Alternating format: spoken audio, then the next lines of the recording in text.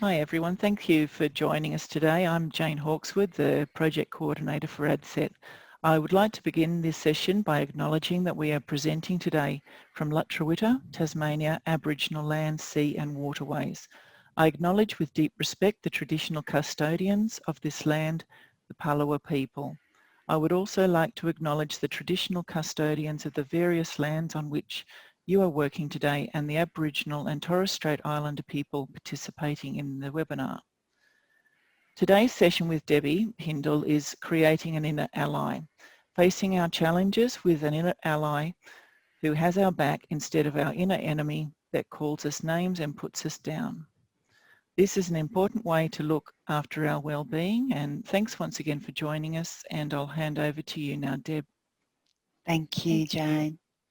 Thank you. Hopefully everyone can hear me okay. Creating an inner ally, our third session for our midweek recharge, 12 at 12 on Friday at 1 o'clock.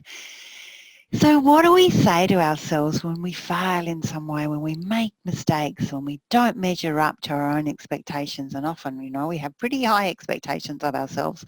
So when we fall short of those, when we feel that we're just not good enough in some way,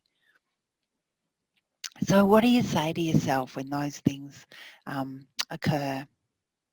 No, you idiot. Yeah, we can call ourselves idiot. We can say we're stupid. Why aren't I confident enough? Why aren't I this? I should know better at my age. I often hear myself saying, at my age, I should know better. Why haven't I got it together?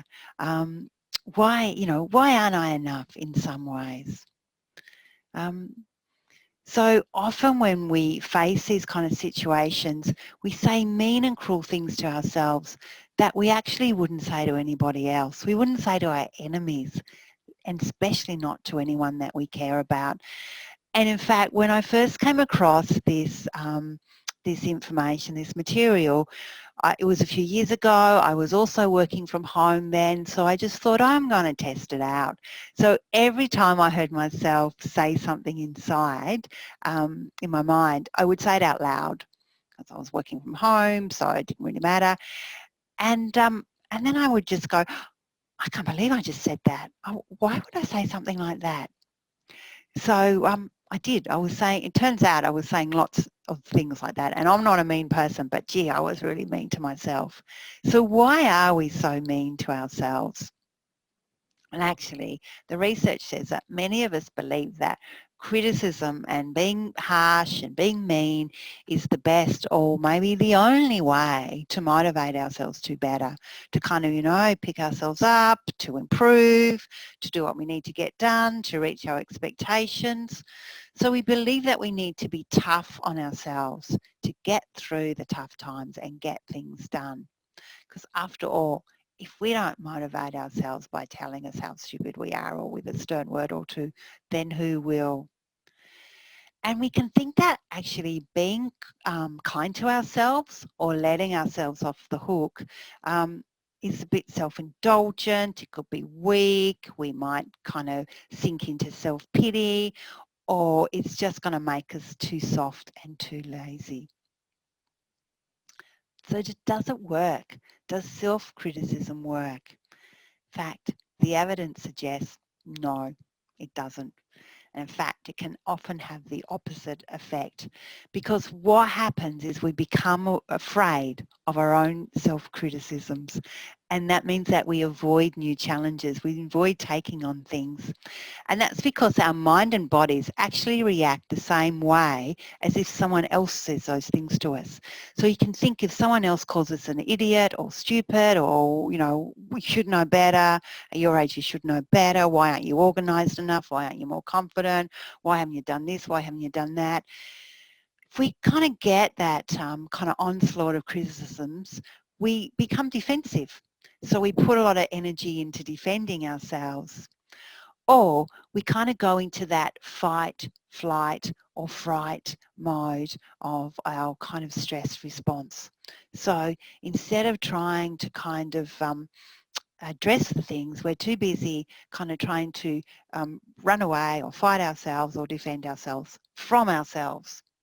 So it can actually, research suggests that harsh self-criticism, all it does is actually make us feel more insecure, make us feel anxious, make us feel a bit depressed, and make us less likely to take on new challenges because we're just too afraid of the self-criticism that will come if we fail. It can actually also have a negative impact on our relationships and our interactions with others. And in fact, when we're really harsh on ourselves, we can tend to be harsher on others as well.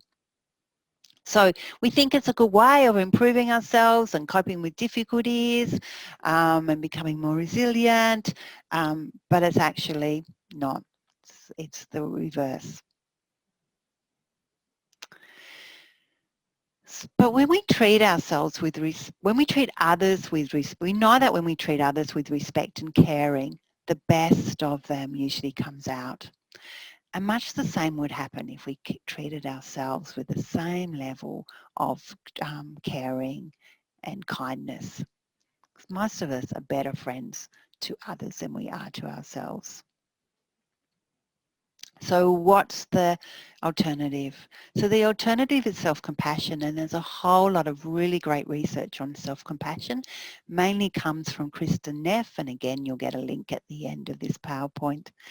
So self-compassion reverses the pattern of treating ourselves like our own worst enemy.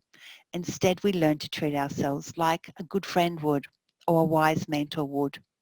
So instead of judging ourselves harshly and being overcritical about our mistakes, our failings, our disappointments, our not good enough moments, we respond with kindness, encouragement, understanding, empathy, patience, and gentleness. And it can stop that catastrophizing, nothing's going to work out well. It's just this like, hey, just kind of just take a few breaths and just think about this, and maybe it's not as bad as what it was. All those things that good friends would tell us or a wise mentor would tell us. And there's lots and lots of evidence suggests that it's a great way to avoid burnout. It's a good way to cope with stress, and it's such a well-being and resilience booster. But self-compassion isn't about telling yourself things that you don't even believe, or just, telling yourself lots of positive things, positive affirmations. It's not about getting up in the morning and going, you're the greatest, when it's like, well, you're not really the greatest, are you? Who is the greatest? And I don't believe that. And so I just look at myself in the mirror and I could feel like saying, you liar. Or saying, you can get through anything. Well, there's some things that I can't get through. So again, we wouldn't want those kind of empty, disgenuine claims from our friends. So we don't want them from ourselves either. So self-compassion actually has 3 steps. So the first step is really noticing when we're mean to ourselves. It's noticing those messages and the things that we're saying to ourselves in a balanced way. We don't want to exaggerate them, but we don't want to ignore them either. We don't want to push them under the carpet and go, oh, I'm not mean to myself, I don't say those things. Or if you do go, I'm going to ignore that one. It's not about ignoring it at all. Or neither is it going, oh, wow, no, I've kind of been really mean to ourselves now. I'm such an idiot. I'm such an idiot for saying I'm an idiot. It's just really noticing them gently. And if you kind of practice mindfulness, it's noticing them in a mindful way, without judgment, without exaggeration, just noticing. I'm noticing that I'm saying that to myself. I'm noticing that I'm calling myself an idiot. I'm noticing I'm telling myself, you stuffed up again. Geez, can't you get anything right? I'm noticing those messages. And then the second step of self-compassion, and this is where self-compassion differs from a kind of, that kind of just patting yourself on the back or telling yourself the greatest, or that self-love. Self-compassion is actually, the second step is about telling yourself or reminding yourself it's actually human. It's human to muck up. It's human to make mistakes. It's human to sometimes get things a bit wrong. It's human to not live up to our expectations. So what this does is, rather than you feel isolated because I'm the only one who does it, and often our criticisms can make us feel that we're the only ones in this situation. I'm the only one who's kind of, disorganized. I'm the only one who hasn't got confidence enough to do this. I look around at everyone else they have. It's reminding us that other people also feel this way. And if you're going through a really tough time, you can start to use that. This is other people going through this, and it really connects you rather than isolates you. So it's a great reminder. And then the third step of self-compassion is showing yourself that kind of caring and unconditional acceptance, and saying to yourself what a close friend or a mentor would give you. And sometimes if you're going through a really tough time, it's maybe putting your hand on your heart, because we know that touch is a really soothing thing. So putting your hand on your heart, or if you're in a public place, putting, sometimes I've just put one hand over my wrist or one hand in my elbow, so I get that reassurance, that really gentle reassurance. And I don't want you to go away and being mean to yourself because you feel that you're not self-compassionate enough either.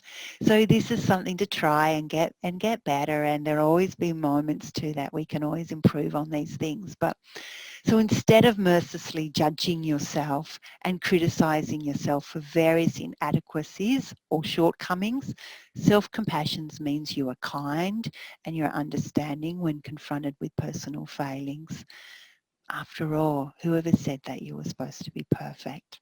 It's a lovely quote from Kristen Neff. And there's Kristen Neff's website there. She's got a whole website on self-compassion and a whole lot of things that you can try to practice more self-compassion. And it is a practice. The more you do it, the better you get.